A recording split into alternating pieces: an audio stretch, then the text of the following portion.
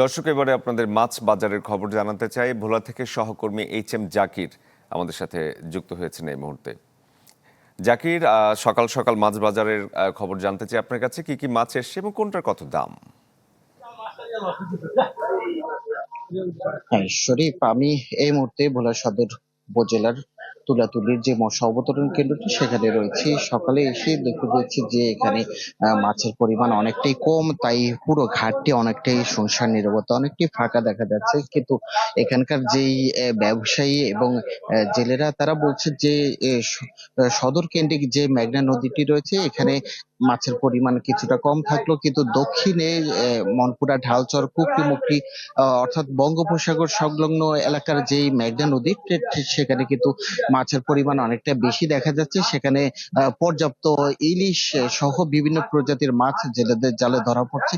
কিন্তু শহর কেন্দ্রিক যে মেঘনা নদীটি সেখানে কিন্তু মাছের পরিমাণ অনেকটাই কম দেখা যাচ্ছে। সেটি নিয়ে আমি জেলা মৎস্য বিভাগের সাথে কথা বলেছি। তারা বলছেন যে জলবায়ুর বিরূপ প্রভাবের কারণে এখানে নদীতে মাছ আসতে কিছুটা বেগ পেতে হচ্ছে, কেননা অধিকাংশ জায়গায় জেগে ওঠার কারণে কিন্তু নদীতে সাগর থেকে মাছটা নদীতে উঠতে অনেকটা বেগ পেতে হচ্ছে। কিন্তু অন্য প্রজাতির যে সকল মাছ রয়েছে রয়েছে বিশেষ করে বাটা, পাঙ্গাসের পোনা সহ বেলে যে সকল মাছগুলো অন্য প্রজাতি সেগুলো কিন্তু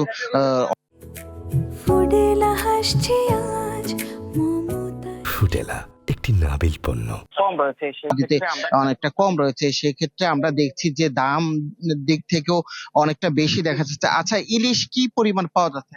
ইলিশ বর্তমানে মেঘনা কোনো ইলিশ নাই, একবারই কম। আর এই যে দুইটা ইলিশ দেখতেছেন 3600 টাকা ডাকে কিনছে। এই যে দুইটা ইলিশ 3600 টাকা ডাকে কিনছে।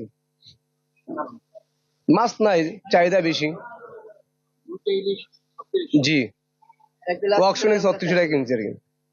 আমরা একজন মৎস্য ব্যবসায়ীর সাথে কথা বলছেন যে দুটো ইলিশ ছোট আকৃতি, বেশি বড় না, হয়তো দুটো ইলিশ 1200 থেকে 1500 গ্রাম হতে পারে। সেই দুটি ইলিশের দাম 3600 টাকা নিয়েছে। এইভাবে কিন্তু মাছের বাজারের আকাশচুম্বী দাম বলে চলে। কিন্তু যে বিষয়টি শুরুতে বলেছি যে মনপুরা, ঢালচর, কুকরিমুখী অর্থাৎ বঙ্গোপসাগর সংলগ্ন এলাকা থেকে কিন্তু আমরা দেখছি মাছের পরিমাণ অনেকটা বেশি রয়েছে।